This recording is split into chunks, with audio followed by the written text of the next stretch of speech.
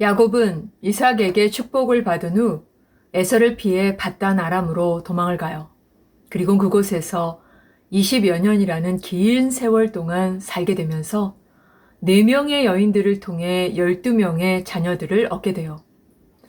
밧단 아람에서 어떤 일들이 있었는지에 대해 첫째, 이삭은 야곱에게 어떤 축복을 해줬나요? 둘째, 야곱은 왜 14년 동안 라반 밑에서 무보스로 봉사했나요? 셋째, 야곱은 어떤 상황에서 12아들을 얻게 되었나요? 넷째, 하나님께서는 12아들을 통해 어떤 일들을 하셨나요? 에 대한 답을 창세기 29장과 30장의 말씀을 통해 찾아보면서 야곱의 밧단 아람의 삶을 통해 하나님께서 하신 일에 대해 공부할 거예요.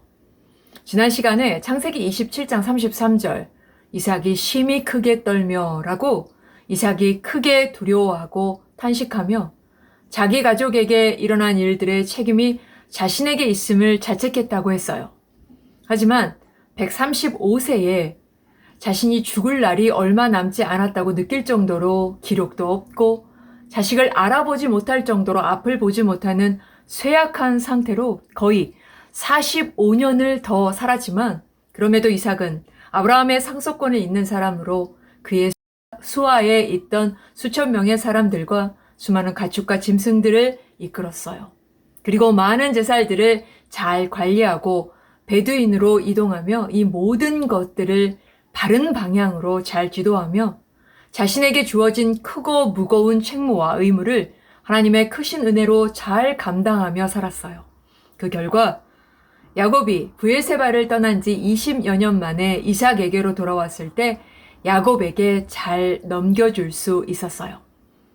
리브가는 남편을 속여 야곱이 축복을 받게 한 사건이 있은 후 두 아들을 이룰 수도 있다고 생각해서 야곱을 밧단 아람으로 보내자고 이삭에게 청했고 이에 이삭은 아브라함이 자신의 결혼을 위해 종인 엘레아살을 밧단 아람 곧 아브라함의 조카 부두엘이 사는 곳으로 가서 그의 딸인 리브가를 데려와 결혼을 했던 것처럼 야곱 역시 리브가의 가족에 있는 부두엘의 후손 중에서 아내를 맡는 것이 옳다고 여겨 야곱이 밧단 아람으로 가는 것을 허락했어요.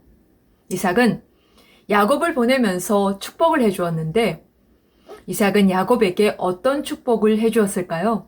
첫째, 창세기 28장 3절에 전능하신 하나님이 내게 복을 주시어 내가 생육하고 번성하게 하여 내가 여러 족속을 이루게 하시고 라고 야곱이 하나님의 거룩한 백성이 될 사람들을 자꾸 번성시켜 여러 족속을 이루게 하시기를 간구했고 둘째, 4절 아브라함에게 허락하신 복을 내게 주시되 너와 함께 내 자손에게 주사 하나님이 아브라함에게 주신 땅 곧 내가 거류하는 땅을 내가 차지하게 하시기를 원하노라 라고 아브라함에게 약속하신 땅이 야곱의 소유가 되어 야곱의 자손들이 유업으로 얻게 될 것을 아브라함에게 약속하신 복을 야곱이 계승해서 받기를 원한다고 축복하며 야곱을 떠나 보냈어요.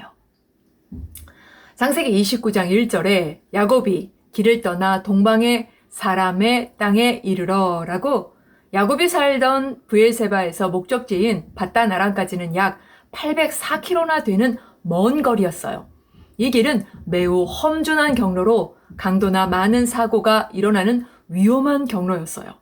당시 야곱의 나이가 대략 77세 정도였는데 이런 위험한 길을 어떤 방식으로 갔는지 자세히 기록되어 있지 않지만 하나님의 보호하심으로 먼 길을 약 한 달 정도에 걸려 동방 사람이 사는 땅 곧 밧단 아람에 도착했어요. 밧단 아람은 아브라함이 갈대아 우르에서 하란을 거쳐 가나안 땅으로 향할 때 머물던 곳으로 함께 온 아브라함의 형제인 나홀이 하란에 정착하게 되고 야곱이 마침내 나홀의 성에 있는 하란으로 어머니 리브가의 고향이며 리브가의 오빠이고 외삼촌인 라반이 살고 있는 곳으로 온 거예요. 라반이라는 사람은 아브라함의 동생인 나홀과 밀가 사이에 태어난 부두엘의 아들로 처음에는 야곱을 매우 환영했어요. 하지만 이후 야곱에게 한 일들을 보면 매우 이기적이고 술수에 능한 사람임을 알 수 있어요. 이삭을 속여 상속권을 얻으려 했던 야곱은 자신보다 더 강교하고 더 설수에 능한 라반 밑에서 오랜 세월을 살게 되는, 라반의 여러 가지 계략과 술책에 걸려들게 되는 매우 힘겨운 환경 속으로 들어가게 된 거예요. 앞으로 야곱이 14년 동안 라반 밑에서 무보수로 봉사하게 되는데, 도대체 왜 이런 일들이 일어났을까요? 외삼촌 라반에게는 여러 딸들 중 레아와 라헬이 있었어요. 야곱이 밧단 아람에 도착했을 때 들판에 우물이 있었고, 그곳에서 양을 끌고 물을 먹이러 온 라헬을 만났어요.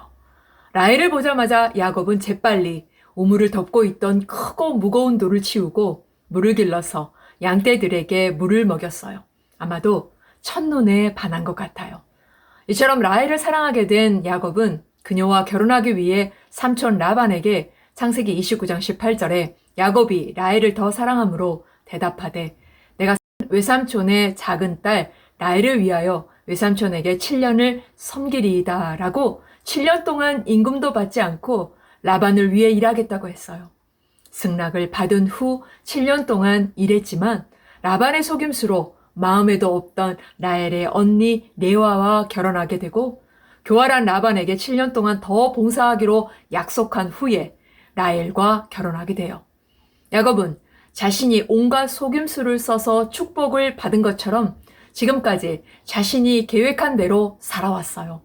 하지만 라반의 계략에 걸려 자신의 나머지 인생이 걸려있는 결혼이라는 중대한 일이 자신의 생각과는 전혀 다르게 펼쳐지게 된 거예요.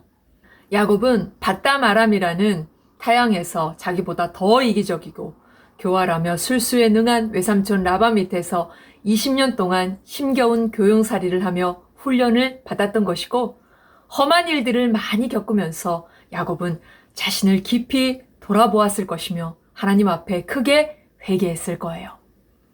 약속한 7년 동안 야곱은 레아와 라헬, 그리고 레아의 여종 실바와 라헬의 여종 빌하로부터 자녀들을 낳게 돼요. 야곱은 어떤 상황에서 12아들들을 얻게 되었을까요? 먼저 레아가 창세기 29장 32절에 레아가 임신하여 아들을 낳고 그 이름을 르우벤이라 하여 이르되, 여호와께서 나의 괴로움을 돌아보셨으니 이제는 내 남편이 나를 사랑하리로다 하였더라 라고 장자 르우벤, 그리고 시몬, 그 다음 레위, 그리고 유다 4명의 아들들을 낳았어요. 이를 질투한 라헬이 자신의 여종인 비라를 야곱의 첩으로 삼게 해서 단과 납달리 2 아들을 낳았어요. 그 다음 레아가 자신이 더 이상 아이를 낳을 수 없다고 여겨 자신의 여종 실바를 야곱의 첩으로 삼아 갓과 아셀을 낳았어요. 그런 후에 하나님의 은혜로 레아도 임신을 하여 2 아들 이사갈과 스불론을 낳았고 딸 디나를 낳게 돼요. 창세기 30장 22절, 하나님이 라헬을 생각하신지라, 하나님이 그의 소원을 들으시고 그의 태를 여섰으므로 라고 하나님께서 라헬의 간구를 들으시어 요셉을 낳게 해주셨어요. 이상 11명의 아들들과 1명의 딸은 밧단 아람에서 7년 동안 낳은 자식들이에요. 그리고 훗날 라헬이 베들레헴 근방에서 베냐민을 낳았어요. 이와 같이 야곱은 레아와 라헬 2명의 아내와 그리고 그들의 몸종인 비라와 실바를 통해 12명의 아들들과 1명의 딸을 얻은 거예요. 야곱은 라반과의 약속이 다 끝나자 외삼촌에게 고향으로 돌아가겠다고 했지만 라반의 권유로 다시 계약을 하곤 6년 동안 라반의 목자 생활을 하게 돼요.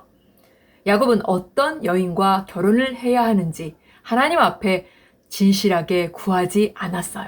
그저 라헬을 변함없이 사랑했고, 창세기 29장 31절, 여호와께서 레아가 사랑받지 못함을 보시고 그의 태를 여셨으나 라고 레아하고는 결혼을 생각하지도 원하지도 않았고 그녀를 사랑한 것 같지도 않아요. 그런 대접을 받은 레아는 아들들을 낳아 이름을 지어줄 때마다 자신의 마음에 소원을 담아 그 이름을 지어준 것을 보면 레아는 평생 동안 야곱의 관심을 받지 못하고 살았던 것 같아요. 야곱이 레아를 잘 돌보지 않았다라는 말이에요. 하지만 하나님께서 그런 레아를 불쌍히 여기시고 은혜를 베푸시어 레아를 통해 이스라엘 민족의 대표적인 족장 8사람이 이스라엘 나라를 형성하는 데 가장 중요한 위치에 서 있는 8사람이 등장하게 돼요. 바로 르우벤, 시몬, 이사갈, 스불론, 레위, 유다, 그리고 레아의 시녀를 통해 갓과 아셀을 말하는 거예요. 레위의 후손들은 제사장이 되고 유다의 자손들은 훗날 이스라엘의 왕들이 나오며 그 무엇보다 중요한 것은 유다의 계열에서 메시아, 예수 그리스도가 오신다는 거예요. 하나님께서는 레아를 아브라함에게 하신 약속을 이어가는 야곱 집안의 기둥으로 삼으신 것이며 훗날 이를 깨달은 야곱은 레아의 가치를 깨달은 야곱은 창세기 49장 31절에 아브라함과 그의 아내 사라가 거기 장사되었고 이삭과 그의 아내 리브가도 거기 장사되었으며 나도 레아를 그곳에 장사하였노라 라고 자기 아내 레아가 있는 곳에 묻힐 수 있게 해달라고 부탁했어요. 그 다음 하나님께서는 12아들들을 통해 어떤 일들을 하셨나요? 야곱은 형 에서를 피해 도망온 밧단 아람에서의 삶이 이렇게 길어질 줄도, 나아가 11명의 아들들과 1명의 딸을 얻게 될 줄도 생각하지도 계획하지도 않았을 거예요.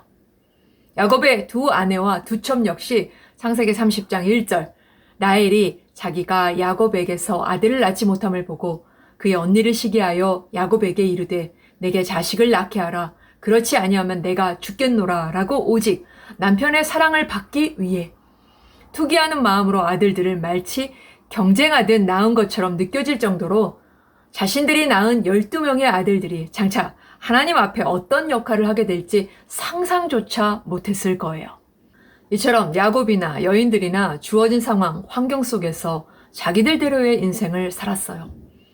야곱이 여러 가지 인간적으로 많이 미흡하고 부족해 보이고 비록 여인들이 남편의 사랑을 받기 위해 질투와 자기의 욕심을 채우려고 했지만 그러나 하나님께서는 하나님의 섭리하심으로 그 모든 것을 선으로 바꾸시어 그 모든 것을 쓰셔서 선을 이루시는 하나님께서 아브라함에게 하신 약속, 이삭이 야곱에게 한 축복을 이루어 가시는데 레아를 중심으로 해서 야곱에게 12명의 아들을 주시어 이스라엘의 12지파를 세우셨어요. 다시 말해서 아브라함에게 하신 약속이 엘리에셀도 이스마엘도 아닌 이삭에게 계승되었고 에서가 아닌 야곱에게로 전달되었고 그 다음 야곱의 12아들들 중 하나들에게 전달된 것이 아니라 하나님의 약속이 야곱의 12아들 모두에게 계승된 거예요. 아브라함에게 약속하신 바다의 모래와 같이 하늘의 별과 같이 수많은 자손이 퍼져나갈 것과 동서남북 보이는 모든 땅, 가나안 땅이 너의 자손이 받게 될 것이라고 약속하신 것처럼 이삭이 야곱에게 2가지의 축복을 했던 것처럼 야곱의 12아들들 모두에게 전달되어 창세기 49장 28절 이들은 이스라엘의 12지파라 이와 같이 그들의 아버지가 그들에게 말하고 그들에게 축복하였으니 곧 그들 각 사람의 분량대로 축복하였더라 라고 하나님께서는 12아들 모두를 통해 하나님 나라의 12기둥인 12지파를 세우신 거예요.